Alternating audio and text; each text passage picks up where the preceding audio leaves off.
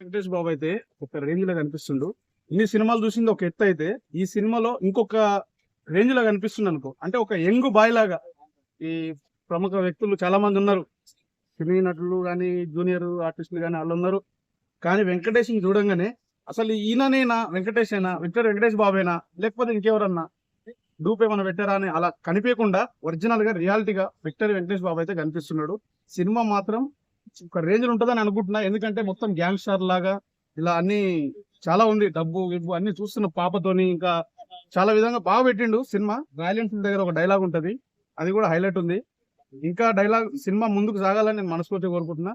Cinema release రోజు మాత్రం అంటే ఈ సినిమా చెప్పాను కదా, సంక్రాంతికి 5 సినిమాలు ఉన్నాయి. సో 5 సినిమాలలో ఏ సినిమా నచ్చింది? 5 సినిమాలు ఒక ఎత్తు అయితే ఈ వెంకటేష్ బాబు సినిమా ఒక ఎత్తు. అది అంటే చిన్నోడు పెద్దోడు కలిసి వస్తున్నారు.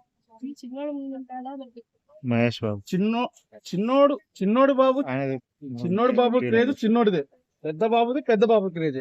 ఎవరి క్రేజ్ వాళ్ళది. వెంకటేష్ బాబు క్రేజ్ వెంకటేష్ బాబు. మహేష్ బాబు అంటే ఇంకా ఆయనది చెప్పాల్సిన అవసరం లేదు, అందరికి తెలిసిన విషయమే.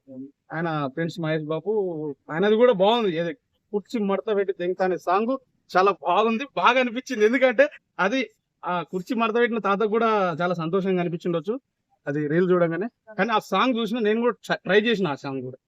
అది కూడా సంక్రాంతికి 5 మూవీస్ రిలీజ్ అవుతున్నాయి కదా, సో 5 పోటీలో movies లో నిలబడతాయి అంటారా? ఈ 2 పోటీలో నిలబడతాయి అంటారా? నిలబడతాయి, బరాబర్ నిలబడతాయి. రెండింటికి పోటీ కంపల్సరీ ఉంటుంది. హనుమాన్ సినిమా అనేది పాన్ ఇండియా లెవెల్లో ఉంది. హనుమాన్ ఏ రేంజ్ వరకు వెళ్ళొచ్చు?